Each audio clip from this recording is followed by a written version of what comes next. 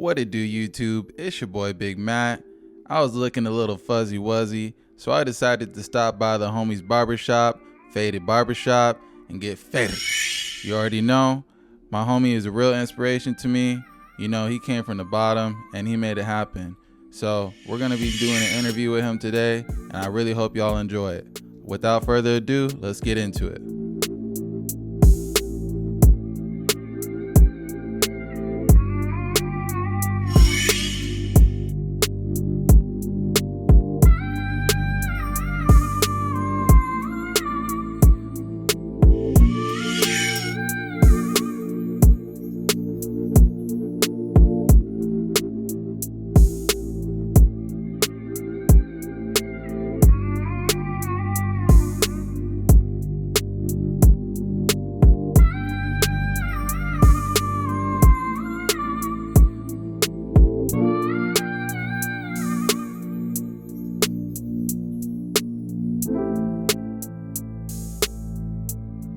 So my boy Matt. Yo, what's up, bro? How you doing? Good, bro. Good to see you. Good, bro. I'm ready to get blended, bro. I'm ready to get faded, bro. Let's do it. Let's do it. How you been, man? Been good, bro. Just working. Came back from my trip from Arizona. Nice. Went to see the family and shit. Going to party for New Year's. It was dope as fuck. Nice. What'd you guys do for New Year's? Just turned up with friends and fam, bro. He let out some fireworks. Right at the pad? Nah, the homies. Holla.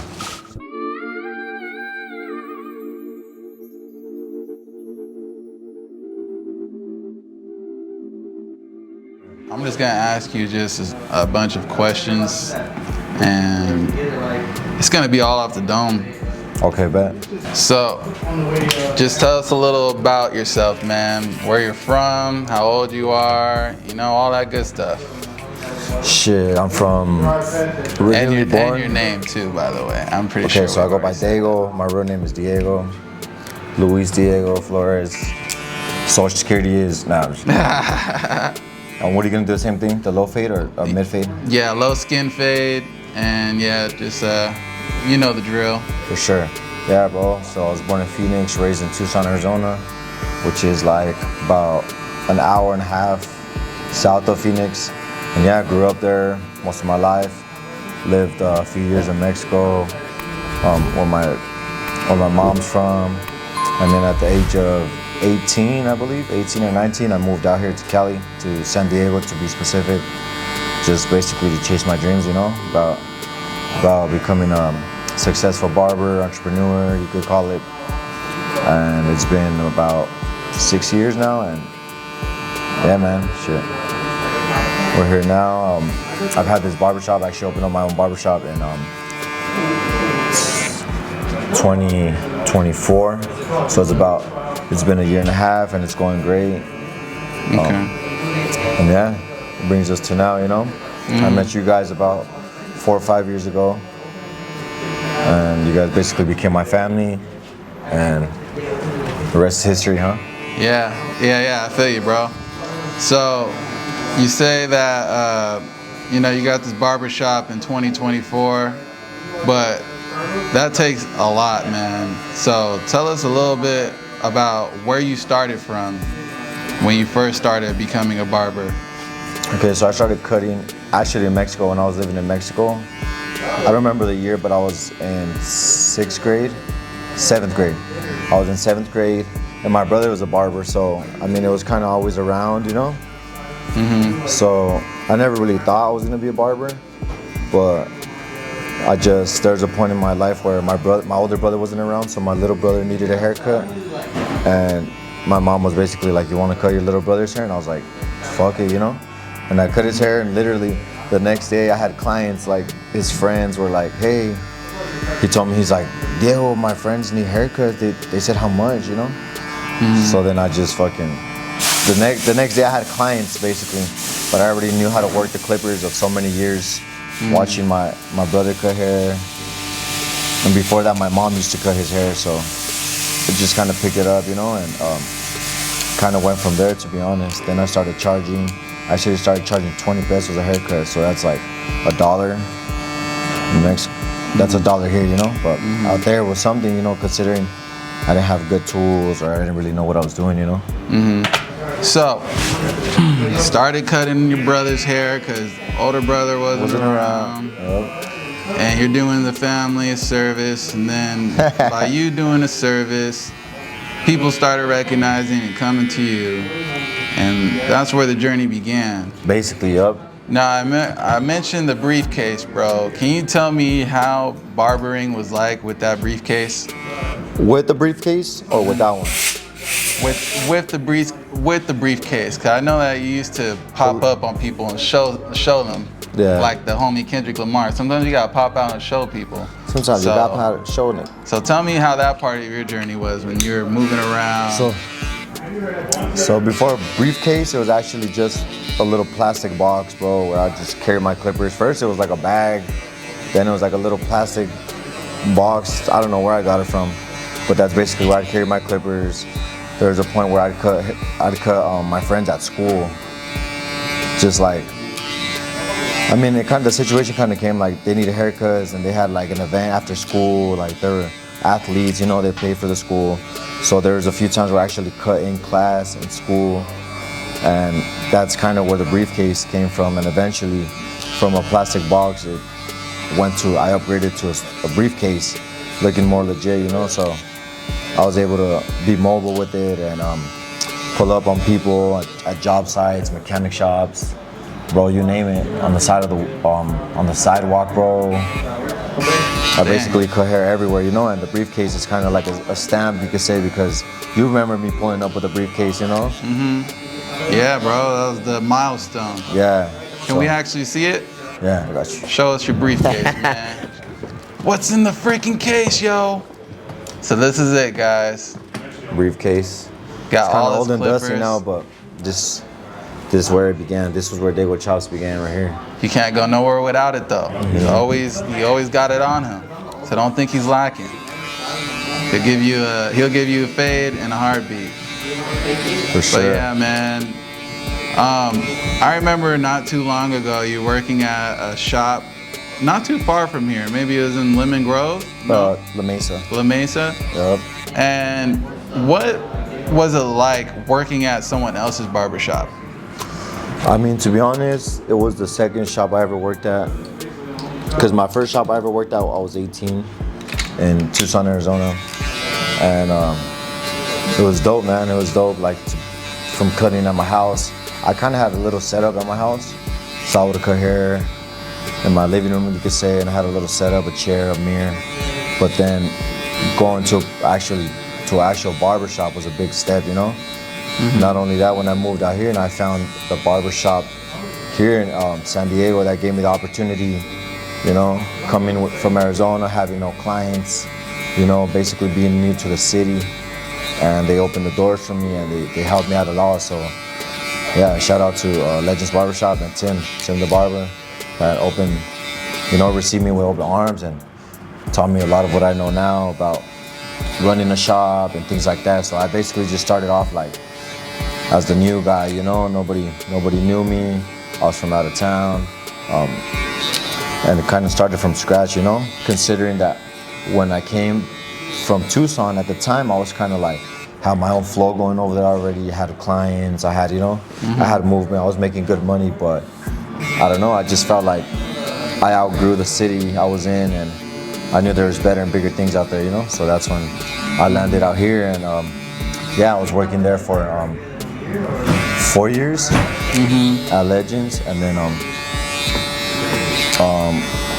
yeah, I met my investors, and 4 years later, I was working there for 4 or 5 years, and then when COVID hit, when the vid hit, I went back to Arizona for 6 months, and I remember thinking like, was I ever gonna? I knew in the back of my mind I was gonna come back no matter what, but some people kind of doubted it, and they're like, oh, he's gone for good, you know. And it did feel kind of like, oh, like I failed, you know, but I knew what I was doing and I knew that I was gonna come back. So yeah, I was out there for 6 months while the stores opened up. And yeah, I came back, and a year later, I came back to the same barbershop I was working at, Legends, and then a year later, I met my investors, and I made a proposal, my business proposal, and they believed in me. And yeah, man, they believed in me. They gave me the opportunity. So I opened up my shop in April of 2024. And yeah, man, I put my blood, sweat, and tears in here, and thank God, a year and a half later, you know, we have a full shop. I'm currently looking to open up a second location. So yeah, man, it's been going great. Can't complain, you know. I'm blessed. Awesome. It's a very beautiful shop, by the way. It definitely catches your eyes, and it stands out from the rest on this boulevard, right on El Cajon. What is this? Yeah, Main Street. So downtown El Cajon, right? Yep, downtown El Cajon, Main Street. Nice. Beautiful shop. You came a long way. And what's your vision for this shop in the next maybe 3 to 5 years? Where do you see Faded Barbershop? It's a good question. Definitely expanding and making it a franchise. So in 3 to 5 years, I see multiple locations open, multiple states, you know. So right now I'm currently working on the second location. So by the end of this year, I'll for sure have another location. Get it popping just like I did this one, you know. It's kind of the same recipe for success in any business. Is like customer service, customer satisfaction, treating your employees right, you know, building a team, which is important, you know, of people that are motivated and want to work, and you know. So that's a really good. That's really good to hear, bro. Like, I know you were talking to me about already almost getting a second shop, and I really think the name Faded Barbershop is such a like a franchisable name. Like, it's such a good name, dude. How'd you come up with that name? It's crazy. It's actually crazy because we got the barbershop before I came up with the name, you know? It's not your typical, you come up with a business plan and you got the name. I got approved for the loan by my private investors, and I just jumped into it, man. I mean, this is my first business, so I had a lot to learn about a business license, an LLC, all that stuff, and I just kind of, YouTube saved me, and I had a lot of advice too from my previous shop owner, and he was like a mentor, so he helped me out a lot too. So I got all my LLC running, my business license, and then so we had the shop. So now we had to come up with a name, you know. So it was like, at first we started thinking of like using my name, like, oh, the Chop Shop or Chop's Barbershop, or you know, your kind of classic go-to names for any locally owned business, you know. And we just started looking, like the previous shop, it used to be called Stay Sharp, so then we started like thinking like Stay Faded, but then it was like, no, that's too, like, you know, we don't want them to think we copied them, or it's kind of too the same, you know. Since we're doing our own thing, it was different. So we're thinking about Get Faded, Stay Faded. And then we're just like, you know what, let's keep it simple. Let's keep it simple and name it Faded Barbershop. And then it was just kind of clicked, like, damn, that's perfect. You know, it's simple, faded. It has, you know, the double meaning. And growing up, I used to say, like, have a slogan between me and my friend, like, get faded, stay faded. You know, so, I mean, it's crazy how it came to light, and now that's the name, and it's so iconic. Everybody loves it. So that's kind of how the name came to be. It's crazy. Yeah, I feel like it's creative yet simple, but there's a beauty in and things that are simple, and I really like that name. So yeah, thanks, bro. Everybody loves it too, you know. Everybody. So, like I said, the shop is beautiful. Did you have any like? How did you get it to look like this? So how did it like start out? So as far as like the color and the design, I had my boy that that's kind of his thing. He's like an industrial designer, like a business don't know the exact word for it, but he's good with business and like with the looks of business and designing businesses. So I kind of had him help me out and come up with ideas and how I should do it. Should it be the typical red, white, and blue, you know, classic barbershop colors like a barber pole, or all red, maybe all blue, or all white, you know? But then there was like problems we'd face, like if it was white, it'd be dirty, you know? And then he just kind of did some research and kind of came to me like, look, bro, I have the perfect idea. We should do all black, boom. You know, with this sign, he actually designed the sign for me. So it's kind of like a combination of like Supreme and Vans.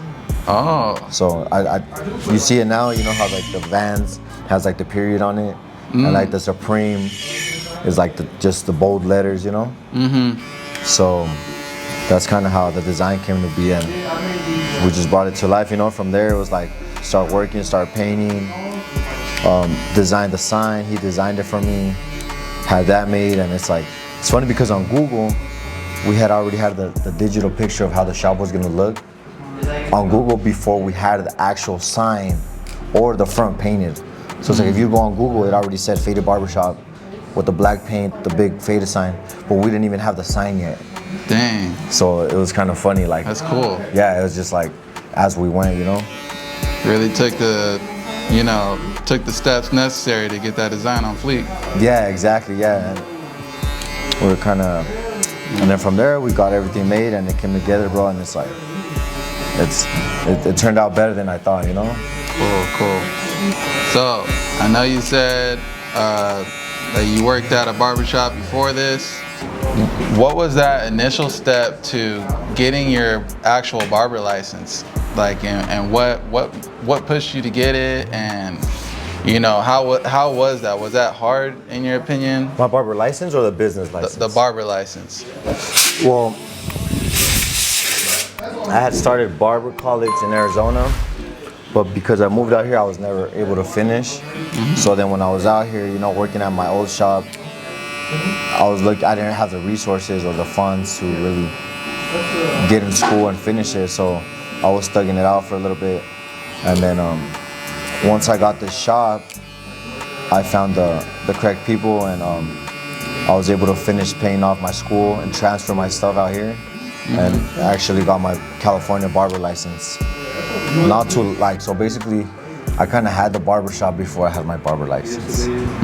So, but it was all like, I don't know, it kind of just all came together. You know, I knew what I had to do, and I knew I had to do it the right way, you know? Because I mean, there's a lot of businesses that are like, they're nice businesses, but if you don't do it the right way, I feel like eventually you'll fail, you know?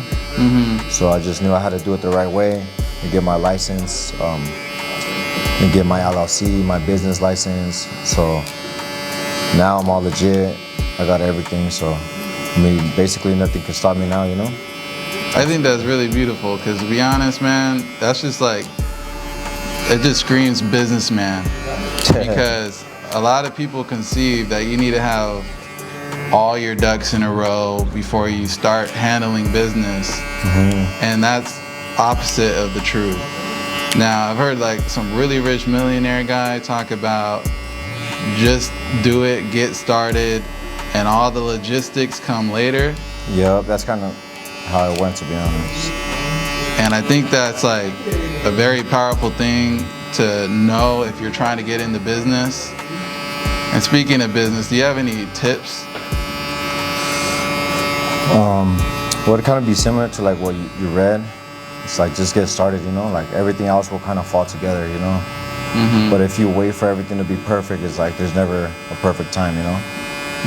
They say like the perfect time was 4 years ago, and the second best time is now, you know? So just get started. I mean, make the phone calls, reach out to people. Definitely have a business plan, you know? But things aren't never gonna be the way you plan them. You know, they're gonna be different, but it's gonna happen.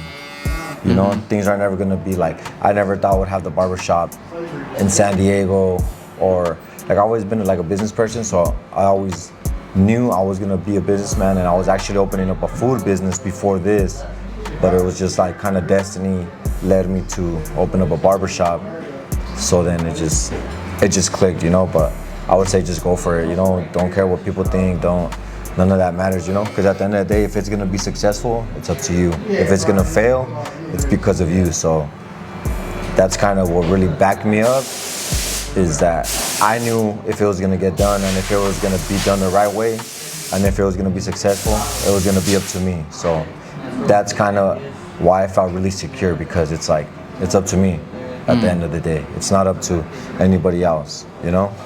Like I had my my investors that gave me the goal. So then from there, it was just to follow through at that point, you know. And I know at this point in your journey, you could care less about what the critics say, but tell me a little bit about the haters, man, the critics, man, the people who said that you shouldn't do this. What did people critic you about? Damn, I mean, did you have saying, many critics? Yeah, for sure. People I used to work with would just say, "Oh, you shouldn't do it. It's not as easy as you think. Not anybody could do that. Oh, I tried to do it and it didn't work out. Be careful." Just kind of scaring me into not doing it. But like I said, I knew at the end of the day that was gonna come with, you know. So I just kind of ignored it, tried to push it to the side, and I made it happen. And it just kind of proved them wrong. You know, you got to prove the haters wrong. And now they have nothing to say. Now I just hear, you know, congratulations and you did it, and it's like it feels so good, you know. But at this point in life, like having achieved all of this, it's like it's surreal. Like it's a blessing, and I kind of have to give myself credit as well, because sometimes you just get caught up in like what's next. Oh, I gotta open up another shop. You know, one shop is nothing, but sometimes you just gotta stop and like realize and look back and give yourself credit, like, you know, because this is not anybody does this, and not anybody creates a successful business, you know. They say 90% of businesses fail within the first year. Yeah, I've heard that. So it's like, yeah, man, there's definitely haters. There's definitely people trying to stop me, trying to talk me out of it. And you don't know if it's just they're hating or they actually think they're trying to look out for you. But, you know, God puts the dream in your head for a reason, you know? It's like, it was my vision, my dream, you know, not theirs. So, yeah, man. Yeah, follow your heart. And was your family very supportive? Yeah, it's funny. I didn't really say anything to my family because I didn't want to speak too soon, you know? My mom knows I've always been driven and I've always been like a go-getter, but I kind of didn't speak too soon about it. I didn't say, hey, I'm going to open up a barbershop, because I said, what if it doesn't work, you know? What if it fails? Then I'm going to look stupid, you know? So I kind of waited till it was all said and done, so then to kind of break the news, you know? And they're more than proud of me, and they're happy for me, and yeah, I know they were impressed too, you know? Because like being the kid that was kind of bad in school, I didn't finish high school, I dropped out, so it's like a lot of people would kind of label you as like a failure, you know, like, and just because of that, they think you're not gonna make it in life, or you know, it's kind of far-fetched to go and try to open up a business, but you know, sometimes you gotta go against the norm or the stereotypical, you know. And if you got a dream, you know, chase it. Like I say, if you like the song, you know, like 50 Cent said, like, get rich or die trying. Like, if you died chasing your dream, you were chasing it. That's what you died doing it. Versus, oh, you never, you know, had the guts to do it or to try, you know, because of what people say. Because at the end of the day, like, what people say and think is just that. What people say and think. It don't have to do nothing with you, you know. A lot of people have so many problems of their own that they just can't accept it, or they can't see the vision. But like I said, the vision's yours and the dream is yours, you know. I think it's a good thing to look at when we talk about people not finishing high school and still being successful. So many people, come on, like Henry Ford, who created like basically the modern car today, you know, he didn't finish high school. Thomas Edison, the guy who invented the light bulb, come on guys, he didn't finish high school. So we look at all these people who, you know, the world, who play a big part in this world, and they didn't finish high school, and yet they became so successful. So we can't look at people who don't have the credits or don't go to college. We can't look at them and automatically put them to the side as if they don't bring any value to the table just because they didn't finish high school. There's a really good quote Thomas Edison saying. He said, "Don't confuse intelligence with education." So it's like you might not be educated, but you can still be very intelligent. And he also said, when people were saying, "Oh, look, you failed," he said, "I have not failed. I just found out 10,000 ways in which a light bulb won't work." And he kept going. He didn't give up, and he finally got it down. And thankful to Thomas Edison, now we got this good lighting in this barbershop, right? Yeah, for sure. It's true. Yeah, man. How's life growing up, man? It was good, man. I had a good childhood because of my parents, you know.